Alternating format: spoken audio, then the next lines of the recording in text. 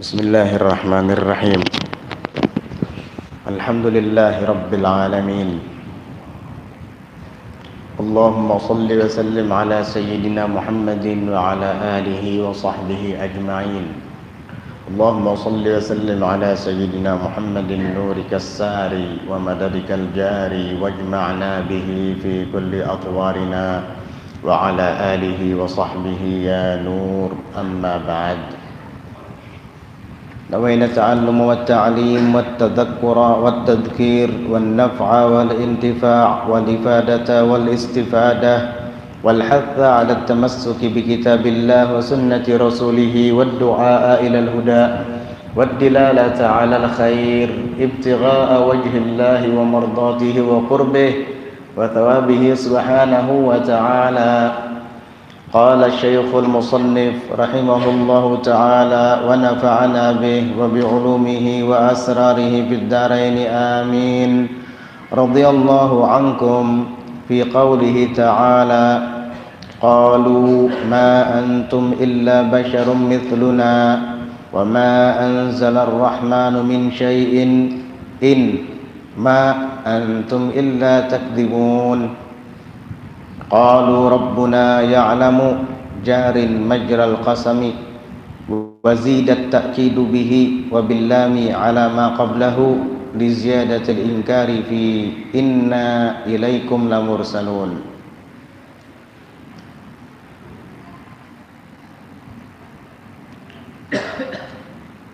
Musannif Al-Mufassir melanjutkan tafsirnya pada ayat yang ke-15 daripada surah Yasin. Allah berfirman, qalu, mereka orang-orang di daerah Antokiyah itu yang tidak mau beriman dengan orang-orang yang dikirim oleh Nabiullah Isa alaihi salam untuk mengajak mereka bertauhid kepada Allah dan meninggalkan patung-patung berhala. Qalu, mereka berkata, ma antum illa basyarun mithluna, tidaklah kalian itu melainkan manusia yang sama seperti kami. Wa ma anzalar rahmanu min syai', dan tidaklah menurunkan Allah yang Maha Rahman itu dari sesuatu pun. In ay ma antum illa takdzibun. In di sini maknanya ma nafi, artinya ma antum illa takdzibun, tidaklah kalian itu melainkan hanya berbohong atau berdusta. Di dalam pernyataan orang-orang kafir ini ada 3 macam bentuk sanggahan atau bantahan. Pertama, mereka mengatakan ma antum illa basyarun mithluna, tidaklah kalian itu melainkan adalah manusia seperti kami. Ini namanya syak. Mereka meragukan bahwa 3 orang yang diutus oleh Nabi Isa ini adalah benar-benar utusan, sehingga mereka menyamakan dengan diri-diri mereka. Ma antum illa basyarun mithluna, tidaklah kalian itu melainkan manusia biasa seperti kami. Syak namanya itu. Kemudian yang kedua, wa ma anzalar rahmanu min syai', dan tidaklah menurunkan Allah yang Maha Pengasih itu dari sesuatu pun. Ini namanya ingkar. Jadi dia mengingkari apa yang Allah turunkan kepada Nabi Isa dan kemudian disampaikan kepada 3 orang utusan ini untuk kemudian disampaikan kepada mereka. Mereka ini justru malah membantah penduduk kota Antioquia ini. Mereka semua mengatakan bahwa Allah tidak menurunkan sesuatu. Itu namanya ingkar. Yang ketiga, in antum ay ma antum illa takdzibun, tidaklah kalian itu melainkan berdusta. Ini namanya takdzib, pembohongan, menuding bahwa mereka tiga orang yang diutus oleh Nabi Isa ini adalah pembohong, itu takdzib. Tiga macam ini tudingan yang diarahkan kepada mereka utusan Nabi Isa. Pertama, mereka ragu-ragu sehingga mereka menyamakan utusan-utusan tersebut sama manusia biasa seperti mereka. Yang kedua, mereka mengatakan Allah tidak menurunkan apa-apa. Ini namanya ingkar. Yang ketiga, mereka mengatakan ma antum in antum illa takdzibun, yakni tidaklah kalian melainkan hanya berdusta kalian itu. Ini namanya takdzib. Mengatakan bohong, takdzib. Nah, karena perkataan mereka itu, maka ini indahnya Al-Quran, biar kita tahu bagaimana susunan yang indah di dalam Al-Quran itu. Qalu, mereka menjawab, mereka tiga utusan Nabi Isa tadi yang diceritakan dalam bahasa Al-Quran indah. Apa kata mereka menjawab? Tiga tudingan itu dijawab dengan tiga pengukuhan, tiga taukid, tiga penguatan. Pertama tadi kan syak, ragu-ragu. Yang kedua pengingkaran. Yang ketiga tuduhan pembohongan. Ini dibantah dengan tiga penguat. Apa kata mereka? Rabbuna ya'lamu, Tuhan kami dia maha tahu. Jarin majral qasam. Kalimat Rabbuna ya'lamu itu jarin berfungsi majral qasam, seperti fungsinya sumpah. Seakan-akan kalimat Rabbuna ya'lamu itu isinya adalah sumpah. Tuhan kami dia maha mengetahui. Maksudnya cukup Tuhan kami yang menjadi saksi, dia yang tahu. Wazidat ta'kidu, dan ditambahkan taukid bihi dengannya, yakni dengan qasam tadi, dengan kalimat Rabbuna ya'lamu yang fungsinya sama seperti qasam alias sumpah. Itu ditambah wabillami, dan ditambah juga dengan lam. Nanti ada di kalimat setelahnya inna ilaikum lamursalun. Nah, itu ada lamnya di situ. Itu ditambahkan lam alama qablahu, atas kalimat yang sebelumnya. Di kalimat sebelumnya juga ada kalimat inna ilaikum, tapi di sini mursalun, tidak ada lamnya. Cuma inna ilaikum mursalun di ayat yang ke-14. Kan fa'azzazna bitsalitsin faqalu inna ilaikum mursalun, enggak ada lamnya, enggak ada lam mursalun. Tapi di sini ada tambahannya. Kenapa? Di ziyadatil ingkar, karena bertambahnya pengingkaran mereka. Yaitu tadi, pertama meragukan, kedua mengingkari, ketiga mendustakan. Akhirnya diperkuat jawaban itu dengan tiga sifat atau tiga alat dalam bahasa untuk memperkuat dan meyakinkan kebenaran mereka. Di ziyadatil ingkar fi inna ilaikum lamursalun, di dalam kalimat inna ilaikum lamursalun itu fi ta'alluqnya kepada kalimat zida. Nih, kita harus paham tatanan bahasa Arab. Itu fi ta'alluqnya kepada kalimat zida. Wazidat ta'kidu, tuh kan? Wazidat ta'kidu, dan ditambahkan kalimat taukid bihi dengan qasam wa bil lam, dan dengan huruf lam. Di mana ditambahkan dengan huruf lam itu? Fi, pada apa? Pada inna ilaikum lamursalun, sesungguhnya kami betul-betul diutus, lamursalun, kepada kalian, diutus kepada kalian. Nah, ini ada tiga pengkuat, tiga pengukuhan dalam jawaban mereka terhadap tuduhan orang-orang kafir tadi. Pertama, Rabbuna ya'lamu. Qalu Rabbuna ya'lamu. Mereka mengatakan Tuhan kami maha tahu, cukup dia yang jadi saksi.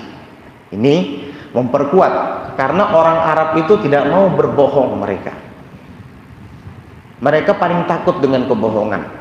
Ketika mereka mengatakan Rabbuna ya'lamu, Tuhan kami yang maha tahu, berarti jika kami bohong, maka berarti kami telah berbohong mengatasnamakan Allah, dan kami takut. Tapi jika kami benar, berarti kalian, wahai orang-orang kafir, tidak mendustakan kami, melainkan kalian mendustakan Allah Subhanahu wa taala. Hati-hati, azab akan menimpa kalian. Nah, kalau ada ulama menyampaikan tentang hukum agama, tentang perihal keagamaan, jangan marah, jangan protes, karena para ulama itu menyampaikan dari kitab dan sunnah, dari Al-Quran, dari Al-Hadits, dari ijma' dan qiyasnya para ulama. Jika kamu benci, tidak senang ketika ulama berbicara tentang agama, berarti kamu pada hakikatnya bukan benci dan tidak senang dengan ulamanya, tetapi kamu benci dan tidak senang dengan Tuhan ulama itu, dengan nabi ulama itu, Allah dan Rasulnya. Sebab mereka menyampaikan sesuai dengan apa yang diajarkan oleh Allah dan Rasulnya.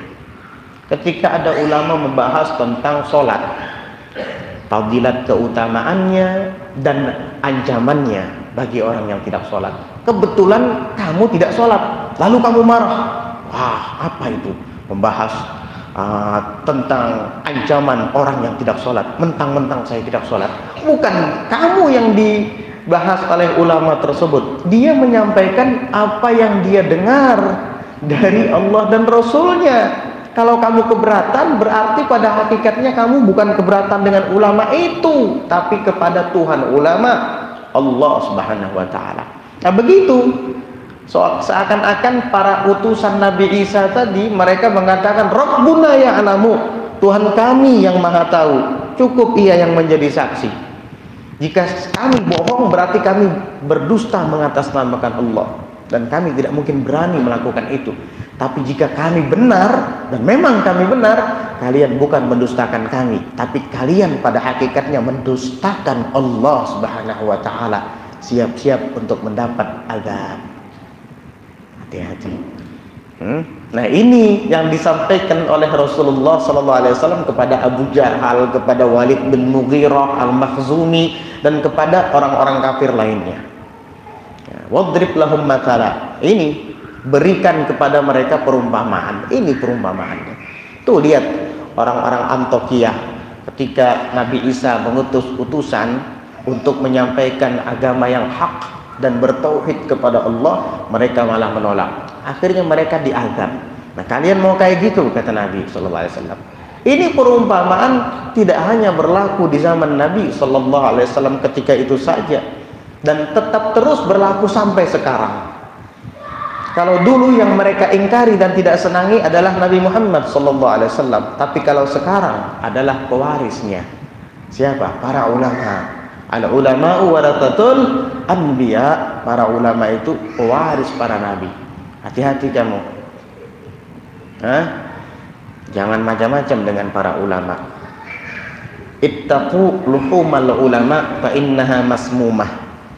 Takutilah daging-daging para ulama, karena sesungguhnya daging-daging mereka itu beracun. Kita ketika menggibahi para ulama, berarti kita memakan daging mereka. Di dalam Al-Quran disebutkan, wala yaghtab ba'dukum ba'dha ayuhibbu ahadukum ay ya'kula lahma akhihi maitan fakarihtumuh. Jangan sampai sebahagian daripada kalian menggunjing akan sebahagian yang lainnya. Apa senang seorang di antara kalian memakan daging saudaranya sendiri dalam keadaan bangkai, lalu kalian benci dia? Berarti orang yang menggunjing orang lain pada hakikatnya memakan daging dia. Nah, kalau yang kamu gunjing adalah ulama, berarti kalian telah memakan daging mereka, dan daging ulama itu beracun. Hati-hati. Orang Banjar biasa menyambat cepat ketulahan. Lakas benar ketulahannya tuh, menggunjing ulama, menggunjing orang-orang mulia di sisi Allah Ta'ala. Itu cepat ketulahannya. Kualat. Kualat itu apa sih? Kualat itu tidak hanya ketika turun dari rumah, bumi belah menjadi dua, kemudian menelan tubuh kamu hidup-hidup. Bukan. Atau kualat itu bukan hanya ketika kamu berjalan di tanah lalu gugur batu besar dari langit dan menimpa kamu hingga mati, atau petir datang menyambar secara mendadak. Bukan hanya itu kualat. Itu kualat yang ringan-ringan saja, ya, kualat yang biasa-biasa saja. Atau kualat itu adalah seperti ketika kita ketulahan sama ulama atau orang tua kita, bahkan jatuh dari motor, ya, jatuh dari sepeda motor lalu luka-luka cedera badan kita. Itu biasa, itu kualat yang biasa. Yang menjadi sesuatu yang sangat mengkhawatirkan adalah jika kualat itu menimpa agamamu, menimpa agama kita. Ini yang ditakutkan. Kalau hanya menimpa kita secara fisik itu biasa, tapi kalau orang itu kualat bukan karena fisiknya yang rusak, tapi agamanya, akidahnya, keyakinannya yang rusak. Oh, ini jauh lebih berbahaya daripada hanya sekedar tubuh yang cedera atau badan yang binasa. Oh, saya sering menggunjing ulama itu, menggunjing kiai itu, menggunjing habib itu, menggunjing orang soleh itu, tapi sampai sekarang saya nggak apa-apa. Ketika akhlakmu hilang, ketika agamamu rusak, itulah kualat yang paling besar. Tapi saya nggak apa-apa. Iya, badan kamu tidak apa-apa, tapi kamu hari-hari nongkrong di meja judi. Tapi hari-hari kamu tidak pernah melaksanakan sholat. Tapi hari-hari kamu tidak pernah membuka Al-Quran untuk dibaca. Itulah hakikat kualat yang sebenarnya. Karena itu akan terus berkepanjangan sampai akhirat. Orang banyak kadangkala tidak mengerti arti ketulahan atau kualat. Dia pikir ketulahan itu hanya sekedar sakit, mehiun gitu ya, sakit berkepanjangan, muntah-muntah darah. Itu ketulahan yang hanya bersifat fisik, biasa itu. Kualat yang bersifat agama, akidah dan keyakinan kita yang rusak, ini yang sangat bahaya. Ini yang sangat bahaya. Ini yang sangat membahayakan. Abu Jahal itu nggak kualat-kualat. Iya, banyak upayanya mengganggu Nabi, kok nggak kualat-kualat dia? Itu Abu Jahal. Kadang menaruh kotoran, itu perut onta, isi jeroan perut onta yang sudah berhari-hari busuk, ketika Nabi sujud dia taruh di belakang Nabi. Belum lagi menaruh macam-macam di jalanan mengganggu Nabi sallallahu alaihi wasallam. Kok nggak kualat-kualat Abu Jahal? Ada ketulahan, ada tanggung-tanggung. Nabi yang diganggu sama dia, nggak ada petir nyambar dia, nggak ada bumi menelan dia. Tapi kualatnya Abu Jahal adalah agamanya semakin hari semakin rusak. Memang dari sejak awal rusak. Kalau nggak rusak, mana mungkin memusuhi Nabi. Terus akhlaknya semakin buruk, semakin rusak, dan bangga dengan sebutan Abu Jahal. Abu Jahal itu kan bapaknya orang bodoh. Semakin rusak agamanya. Bahkan ketika dia mau mati pun dia mengatakan, katakan kepada Muhammad, saya adalah musuhnya dunia sampai akhirat. Wah, kalau sudah jadi musuh Nabi di akhirat, jangan harap masuk surga. Jadi yang rusak agama itu yang bahaya. Jadi kata mereka tadi, pertama, Rabbuna ya'lamu, Tuhan kami dia yang maha tahu. Ini taukid. Karena fungsinya Rabbuna ya'lamu itu sama seperti sumpah, jarin majral qasam. Ditambahkan lagi taukid dengan sumpah itu dan dengan lam yang ada di kalimat lam mursalun, dan dengan kalimat inna ilaikum lam mursalun, sesungguhnya kami kepadamu benar-benar diutus. Karena tadi orang-orang kafir mereka menudingkan 3 tuduhan kepada 3 orang utusan Nabi Isa ini. Pertama tadi kan mereka mengatakan ma antum illa basyarun mithluna, tidaklah kalian itu melainkan manusia yang sama seperti kami. Satu, ini namanya syak, meragukan. Yang kedua, wa ma anzalar rahmanu min syai'in, dan tidaklah menurunkan Allah yang maha rahman, maha pengasih, min syai'in, dari sesuatu pun. Ini namanya ingkar, pengingkaran. Kemudian yang ketiga, in antum illa takdzibun, ai ma antum illa takdzibun, tidaklah kalian itu melainkan pembohong. Ini namanya takdzib. Jadi keraguan-raguan mereka, pengingkaran mereka, dan tuduhan pembohongan mereka kepada utusan Nabi Isa itu dibantah dengan kalimat 3 taukid. Pertama, Rabbuna ya'lamu inna ilaikum lamursalun. Rabbuna ya'lamu itu sama seperti sumpah, kualitas kalimatnya. Tuhan kami yang maha tahu, dia cukup yang menyaksikan, dia yang maha tahu bahwa kami ini benar. Inna, sesungguhnya kami ini lamursalun, ilaikum lamursalun, betul-betul diutus kepada kalian. Jadi begitu. Wa ma alaina illal balagul mubin. Tadi itu kan orang-orang kafir mengatakan ma antum illa basyarun mithluna. Orang kafir ini kadang tidak mengerti. Mereka pikir seorang rasul itu malaikat. Sehingga sering di dalam Al-Qur'an dikatakan ma antum illa basyarun mithluna. Perkataan ini terkadang terarah kepada Nabi Muhammad sallallahu alaihi wasallam. Wah, Nabi Muhammad, Muhammad itu sama seperti kita, manusia juga. Utusan apa? Ma li hadzal rasul yamshuna fil aswaq wa ya'kuluna ta'am. Rasul apa ini? Pergi ke pasar, makan makanan kayak kita. Emang rasul itu apa sih? Malaikat. Rasul itu ya mesti harus dari bangsa manusia. Gak mungkin rasul dari bangsa malaikat. Kenapa? Pertama, rasul itu wajib diikuti.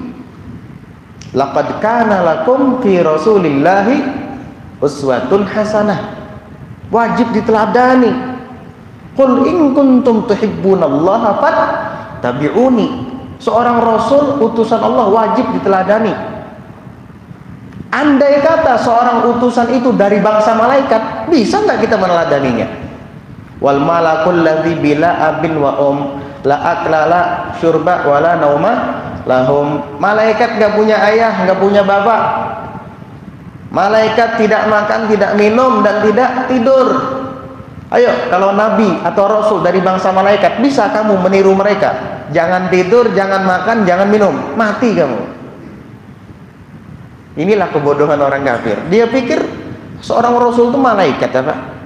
Itu yang pertama. Yang kedua, kamu bisa nggak ngelihat malaikat? Andai kata malaikat juga yang Allah Ta'ala utus untuk menjadi rasulnya, pasti malaikat itu akan dirubah wujudnya jadi manusia. Ya manusia juga akhirnya, begitu kan? Pada akhirnya jadi manusia juga.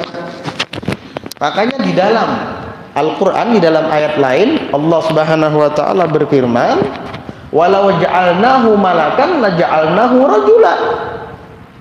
Andai kata kami jadikan seorang rasul itu adalah dari bangsa malaikat, la ja'alnahu rajula, tentu kami akan jadikan dia seperti lelaki manusia. Intinya jadi manusia juga. Jadi rasul itu harus dari bangsa manusia. Inilah kebodohan orang-orang kafir. Ma antum illa basyarun mithluna. Tidaklah kalian itu melainkan manusia seperti kami. Emang rasul bukan manusia apa? Rasul manusia. Makanya Nabi pun mengatakan dengan jelas, kata Nabi di dalam Al-Quran, Allah ceritakan apa? Innama ana basyarun mithlukum. Saya hanya manusia seperti kalian. Jangan stop ayatnya dibaca sampai di situ ya. Ada sebagian orang membaca ayatnya sampai di sana. Innama ana basyarun mithlukum. Saya hanyalah manusia seperti kalian. Akhirnya dengan potongan ayat tadi mereka mengkritik orang-orang yang membaca syair pujian kepada Nabi sallallahu alaihi wasallam. Ada apa baca-baca syair memuji Nabi? Nabi itu manusia juga, bukan Tuhan seperti kita. Sampai Nabi sendiri menyebutkan seperti yang Allah ceritakan dalam Al-Quran, innama ana basyarun mithlukum. Itu dalilnya dia. Saya hanyalah manusia seperti kalian. Dipotong sampai sana. Coba lanjutkan ayatnya. Iya, Nabi manusia sama seperti kita. Laqad ja'akum rasulun min anfusikum. Telah datang kepada kalian seorang utusan dari diri-diri kalian, dari bangsa kalian manusia. Innama ana basyarun mithlukum. Betul, tapi ada kelanjutannya. Yuha ilayya. Aku manusia, memang manusia sama seperti kalian, tapi aku menerima wahyu dari Allah. Kalian tidak. Kalau dalam segi fisik, dalam segi penampilan, Nabi punya tangan sama seperti kita, Nabi punya wajah, rupa, kaki, semuanya sama seperti kita, tapi isinya beda. Yuha ilayya, aku diberi wahyu.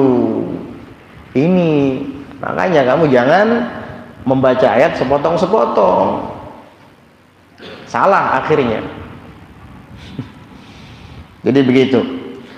Wa ma alaina illal balagul mubin, dan tidak ada kewajiban atas kami illal balagul mubin, melainkan hanya menyampaikan dengan nyata.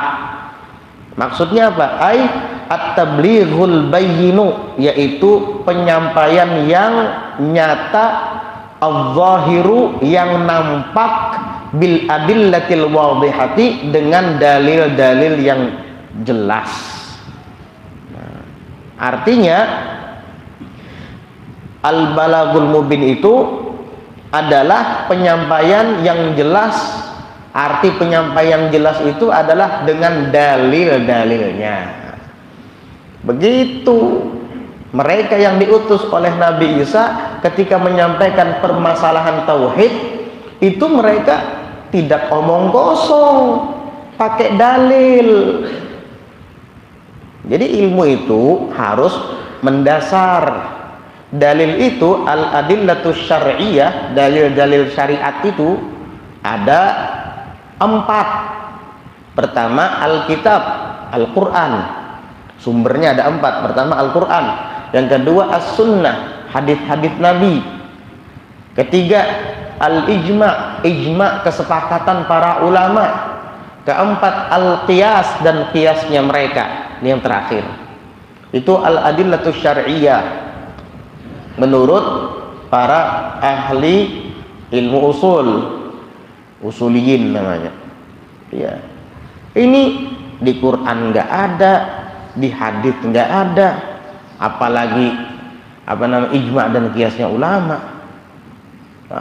Bicara macam-macam, hakikat begini, makrifat begini, ujung-ujungnya tidak sholat, ujung-ujungnya meremehkan orang lain, ujung-ujungnya merasa sampai sendiri, punya dunia sendiri, ujung-ujungnya punya surga sendiri.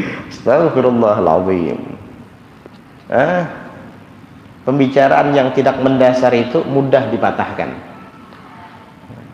Ya, tapi kalau perkataan berdasarkan dalil itu sulit, karena itu adalah kebenaran. Kebenaran itu ada dasarnya, ada dalilnya. Oleh karenanya mereka utusan Nabi Isa itu mengatakan wa ma alaina illal balagul mubin, dan tidaklah atas kami, kewajiban atas kami, melainkan hanya menyampaikan. Nyampainya bagaimana? Al-mubin, jelas, nyata, dengan dalil-dalil. Buktinya kemarin seperti yang disebutkan dalam riwayat, Syam'un dengan 2 orang temannya, Shadiq dan Masduq, diutus oleh Nabi Isa. Itu membuat Raja Antiqa menjadi yakin dan percaya Allah itu ada. Nah, buktinya apa? Buktinya di sini juga disebutkan wahia, dan ia, dalil-dalil yang jelas tadi, bukti-bukti yang jelas tadi, ia adalah ibra'ul akmahi, menyembuhkan orang yang buta. Al-akmah itu buta ya, al-akmah buta, bukan bisu, buta. ibra'ul akmah, menyembuhkan orang yang buta, wal abros, dan orang yang terkena penyakit belang atau terkena penyakit kusta, atau mungkin bahasa sekarang disebut dengan kanker kulit. Nah, mereka ini mendapat karomah seperti itu karena menjalankan perintah Nabi mereka, yaitu Nabi Isa alaihi wa ala nabiyyina afdhalus salah wa azkat tahiyyati wat taslim. Karena sebelum mereka dikirim oleh Nabi Isa membekali dulu kepada mereka karomah-karomah seperti mukjizat yang dimiliki oleh beliau. Nah, akhirnya mereka 3 orang utusan ini bisa menyembuhkan orang yang buta, wal abros, dan yang terkena penyakit belang, wal marid, dan orang yang sakit apa saja. Bahkan wa ihyaul mayyiti, dan menghidupkan yang sudah mati. Subhanallah. Ini bukan Nabi Isa-nya, ini utusannya, umatnya sudah bisa menghidupkan orang yang mati. Umat Nabi Muhammad bagaimana? Jangan tanya, kalau seandainya Nabi Isa itu adalah ruhullah wa kalimatuh, Nabi Muhammad sallallahu alaihi wa ala alihi wasallam khuliqa min nurih. Nabi Muhammad sallallahu alaihi wasallam habibullah, utusan Allah, kekasih Allah. Tentunya kemuliaan yang ada pada Nabi Isa juga ada pada Nabi Muhammad. Kemuliaan yang ada pada umat Nabi Isa juga ada pada umat Nabi Muhammad sallallahu alaihi wasallam. Dulu di Hadramaut sana ada Al-Habib Ahmad Al-Habsyi. Al-Habib Ahmad Al-Habsyi ini, beliau ketika itu didatangi oleh ibu-ibu yang baru melahirkan anak. Ibu-ibu itu minta doa.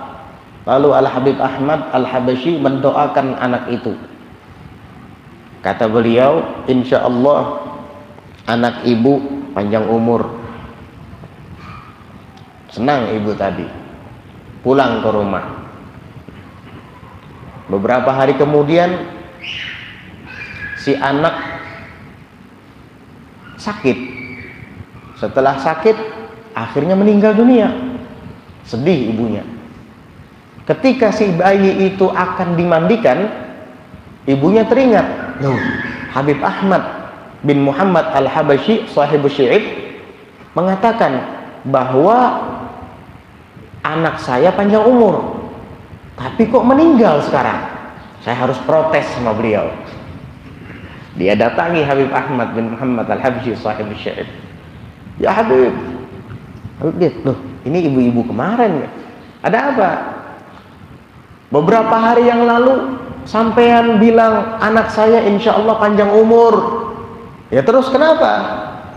Tuh dia sudah meninggal dunia baru saja. Saya sedih sekali. Mana janjimu itu? Waduh, kata Habib Ahmad ini, udah bawa saya ke rumah kamu. Di rumah banyak orang berkumpul, ya, bertakziah. Habib Ahmad datang. Mana bayinya? Pas waktu itu sedang akan dimandikan, sudah ditaruh di atas mughtasal. Akhirnya Habib Ahmad langsung mendekati bayi itu dan beliau menyebutkan nasabnya sampai ke Rasulullah SAW. Anak Ahmad bin Muhammad, terus nasabnya disebut sampai ke Rasulullah. Beliau mengatakan syarifun sunniyun muhyil maut qum biidnillah. Saya adalah Ahmad bin Muhammad sampai ke atas, sampai ke Rasulullah, nasabnya disebut. Kemudian beliau tutup dengan kalimat syarifun, saya seorang syarif, sunniyun, berakidah ahlu sunnah wal jamaah, muhyil mauta, bisa menghidupkan orang yang mati. Qum ayyuhal walad biidnillah, bangunlah wahai anak dengan izin Allah. Itu si bayi langsung menangis, wah, ibunya langsung senang melihat. Orang-orang semua bingung, loh, hidup lagi. Karomah ini namanya karomah.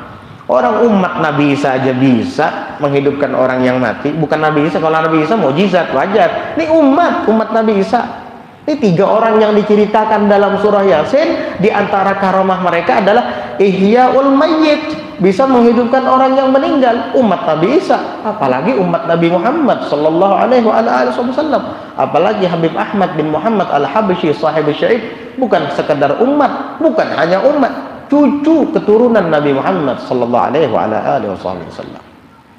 Jadi begitu. Qalu, mereka mengatakan, inna tatayyarna, sesungguhnya kami bernasib malang. Ai tasya'amna, maksudnya kami menjadi sial, bikum, disebabkan kalian.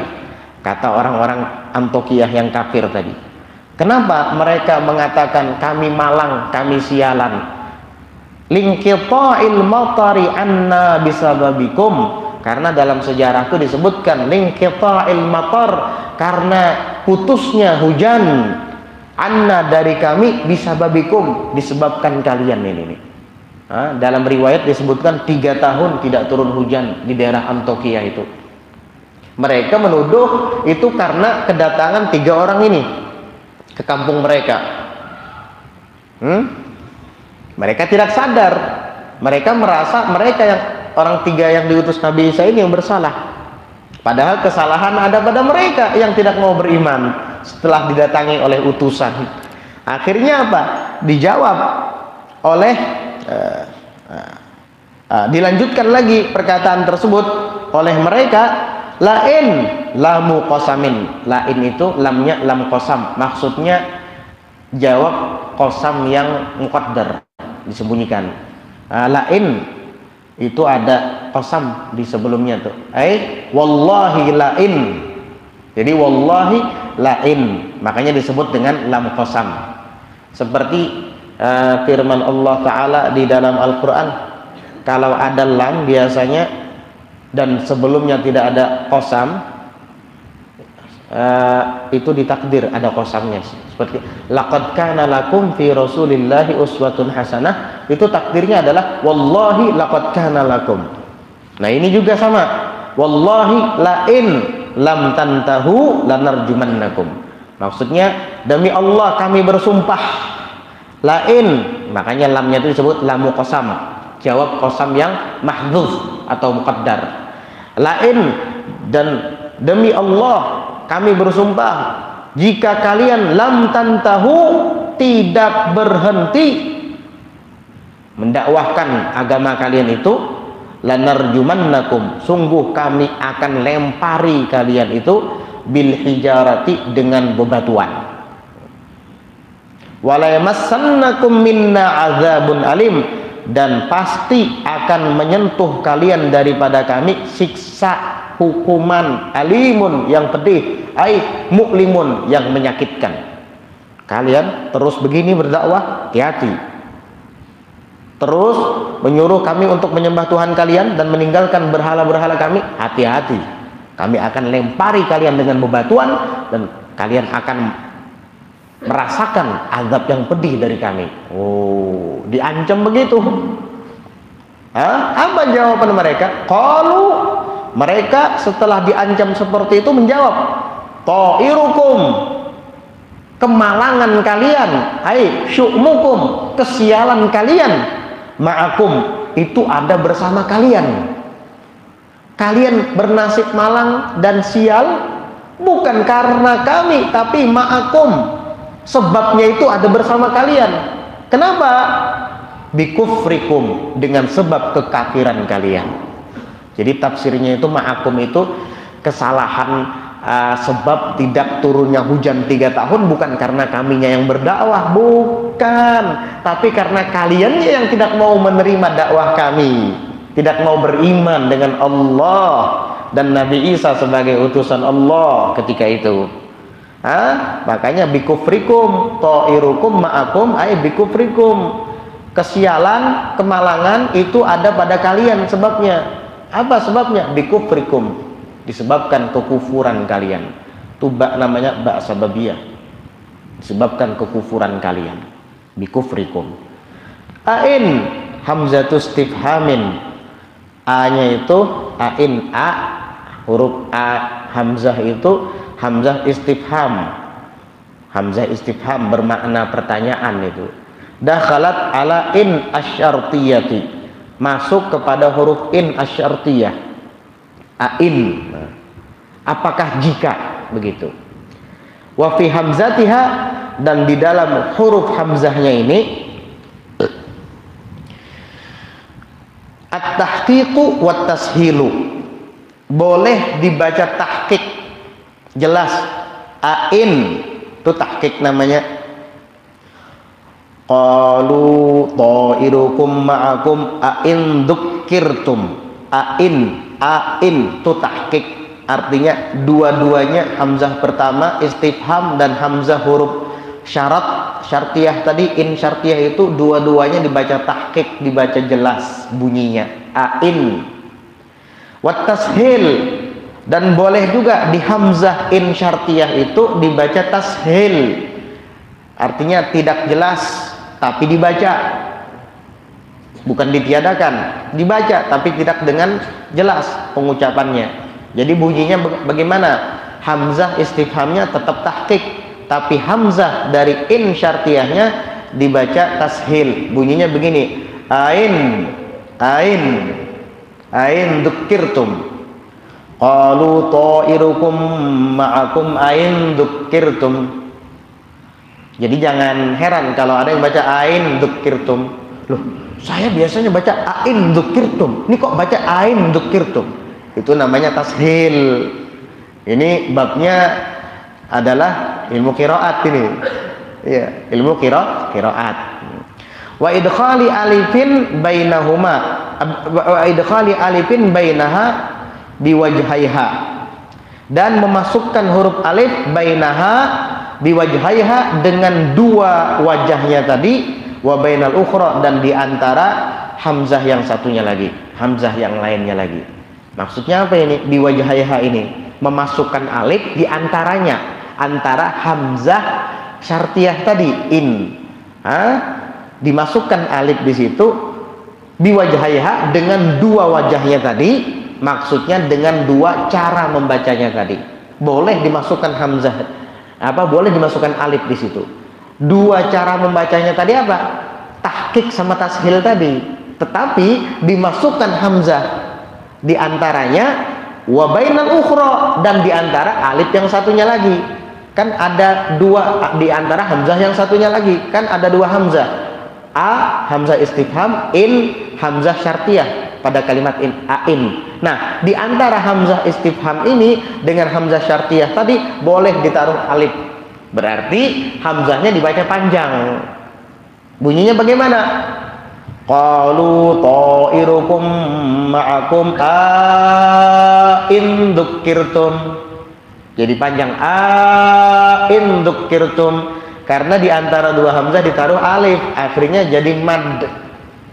Ya. Itu kalau kita baca tahqiq kedua-duanya. Jadi ain dzukkirtum. Atau dibaca tashil boleh juga, bersamaan dengan ditambahi alif di tengah-tengahnya. Jadi bacanya begini: ain dzukkirtum. Boleh juga. Berarti ada berapa qiraat itu? Ada 4 ya? 3 apa 4? 4, iya. Ain dzukkirtum, ain dzukkirtum, ain dzukkirtum, ain dzukkirtum. Itu qiraat itu. Jangan heran, itu ilmu qiraat. Qiraat kita yang mutawatirah, muttafaq 'alaiha ada 7. Iya. Ada lagi yang mukhtalafun fiha. Mukhtalafun fiha ada 3. Jadi yang mutawatir, yang disepakati mutawatirnya dengan mutawatir yang tidak disepakati mutawatirnya, jadi 10 ya, yang 7 mutawatirah muttafaq 'alaiha, yang 3 mutawatirah mukhtalafun fiha, berarti ada 10. Ditambah lagi yang 4 qiraat yang tidak mutawatirah muttafaq 'alaiha, artinya tidak mutawatir qiraat ini, boleh diriwayatkan tapi tidak boleh dibaca. Ada 4. Jadi jumlah qiraat itu semuanya ada 14. Cuman 7 yang mutawatirah dan disepakati oleh para ulama qiraat. 3 diperselisihkan, 4 disepakati tidak mutawatir. Itulah qiraat. Ilmu qiraat lain lagi. Ilmu qiraat itu ilmu cara membaca bentuk-bentuk ayat, cara mengucapkan dan menyebutnya, dan itu harus berguru. Nggak bisa kita kalau hanya sekedar membaca secara otodidak, apalagi yang dibaca cuma terjemahan. Saya sudah menguasai qiraat sab'ah, qiraat al-Kisai, qiraat Ibnu Katsir, qiraat Hafs, qiraat Abu Amr, qiraat ternyata baca otodidak, akhirnya nanti salah bacaannya. Itu harus berguru, gurunya pun harus bersanad. Paham? Di Hadramaut sana lengkap, semuanya ada. Mau belajar ilmu qiraat ada gurunya. Belajar ilmu nahwu apalagi. Belajar fikih jangan tanya. Belajar tasawuf apalagi tasawuf. Tasawuf hari-hari makanan mereka. Belajar tauhid apalagi tauhid. Dikira orang Hadramaut nggak belajar tauhid apa? Di sana belajar langsung amal. Di sana belajar langsung amal. Kemudian a'in dzukirtum, apakah jika diingatkan kalian itu, ai u'idtum, dinasehati kalian, wa khuwiftum, dan ditakut-takuti kalian itu, wa jawabu syarti, dan jawab syarat. Ini kan a'in dzukirtum itu kan ada in syartiyahnya. Nah, in syartiyah itu harus ada jawabnya. Mana jawabnya? Mahdzufun, dibuang.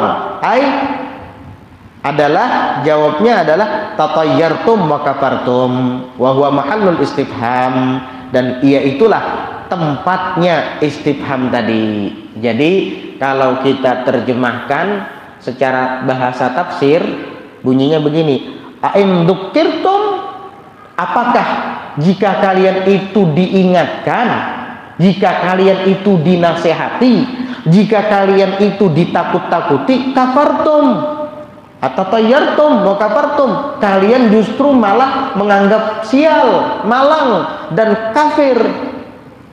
Kenapa begitu? Malah mengancam kami. Kan kami hanya menasehati, hanya mengingatkan. Dan nasihat ini bukan dari kami pada hakikatnya, tapi dari Allah. Lalu kalian tatayyartum wa kafartum, kalian menganggap malang nasib kalian, dan kalian ingkar serta menolaknya. Nah, begitu. Wa huwa mahallul istifham, dan inilah tempat istifhamnya. Apa jawab yang dibuang tadi itu. Wal muradu bihi, dan yang dimaksud dengannya, dengan istifham tadi adalah at-taubih. Taubih itu adalah celaan kepada mereka. Nah, itu pertanyaan isinya bukan bertanya untuk supaya dijawab, bukan, tapi pertanyaan taubih, artinya celaan.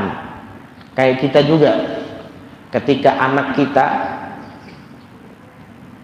tidak mendengarkan nasihat kita, nak, nanti kalau hujan jangan mandi hujan ya, nanti kamu sakit. Enggih bah. Pas hujan turun dia malah mandi hujan. Abahnya ngelihat, dimarahin sama abah. Bukankah tadi abah sudah bilang? Itu kan pertanyaan sifatnya, tidakkah, bukankah tadi abah sudah bilang jangan mandi hujan? Ya itu nggak perlu dijawab, karena itu pertanyaan, bukan pertanyaan untuk supaya dijawab, bukan, tetapi itu pertanyaan sifatnya adalah menyalahkan, taubih, ya, mencela perbuatannya itu. Nah, sama seperti ini. Bal antum qaumum musrifun, tetapi kalian itu adalah golongan orang-orang yang berlebihan. Maksudnya apa? Mutajawizunal hadda, yaitu melampaui batas. Kalian ini sungguh keterlaluan, bahasa sekarang, melampaui batas. Bisyirkikum, dengan sebab kesyirikan kalian. Orang syirik itu melampaui batas. Karena apa? Karena Allah sudah jelas-jelas zat yang maha kuasa, maha perkasa, maha yang hanya bergantung kepadanya, dia malah menyekutukan Allah dengan berhala-berhala, dengan patung-patung. Ini kan keterlaluan, melampaui batas. Bal antum qaumum musrifun, tetapi kalian itu adalah sekelompok golongan yang keterlaluan. Mutajawizunal hadda, yaitu yang melampaui batas. Bisyirkikum, dengan sebab kesyirikan kalian. Waja'a min aqsal madinati rajulun huwa habibun an-najjaru kana qad amana bir-rusul wa manziluhu bi aqsal baladi yas'a ay yashtaddu adwan lamma sami'a bi takdzibil qaumir ar-rusula qala ya qaumi ittabi'ul mursalin wallahu a'lam bis-shawab. Insyaallah kita lanjutkan tafsir ayat yang ke-20 di pelajaran berikutnya.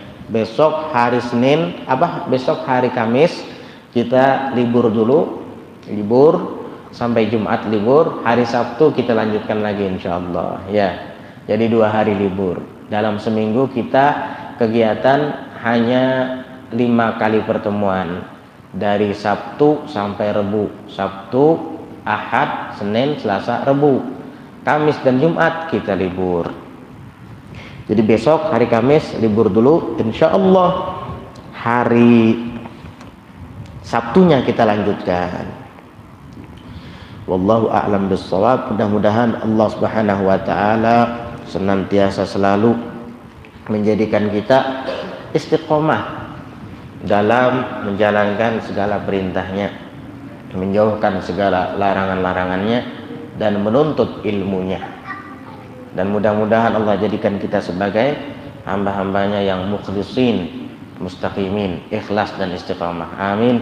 Allahumma amin. Ala hadhihi niyyah wa ala kulli niyyatin salihatin jami'atin syamilah li khairatid dunya wal akhirah wa ila hadratin nabi Muhammadin sallallahu alaihi wa ala alihi wa sahbihi wa sallam. Al-Fatihah. A'udzu billahi minasyaitonir rajim. Bismillahirrahmanirrahim. Alhamdulillahirabbil alamin. Arrahmanir rahim. Maliki yaumiddin. Iyyaka na'budu wa iyyaka nasta'in. Ihdinas siratal mustaqim. Siratal ladzina an'amta 'alaihim ghairil maghdubi 'alaihim waladdallin. Bismillahirrahmanirrahim. Alhamdulillahirabbil alamin. Allahumma shalli wa sallim ala sayyidina Muhammadin wa ala alihi wa sahbihi ajma'in. ربنا انفعنا بما علمتنا ربنا علمنا الذي ينفعنا ربنا فقهنا وفقه أهلنا وقرابة لنا في ديننا مع أهل القطر أنثى وذكر ربنا وفقنا ووفقهم لما ترضى قولا وفعلا كرما وارزق الكل حلالا دائما وأخل أتقيا علما نحظى بالخير ونكفى كل شر ربنا واصلح لنا كل شؤون وأقر برضا منك العيون واقض عنا ربنا كل الديون قبل أن تأتينا رسل المنون واغفر واستر أنت أكرم من ستر وصلاة الله تغشى المصطفى من إلى الحق دعانا والوفاء بكتاب فيه للناس شفاء وعلى الآل الكرام الشرفاء وعلى الصحب المصابيح الغرر اللهم اهدنا بهداك واجعلنا ممن يسارع في رضاك ولا تولنا وليا سواك ولا تجعلنا ممن خالف أمرك وعصاك وصلى الله على سيدنا محمد النبي الأمي وعلى آله وصحبه وسلم سبحان ربك رب العزة عما يصفون وسلام على المرسلين والحمد لله رب العالمين. سبحانك اللهم وبحمدك أشهد أن لا إله إلا أنت أستغفرك.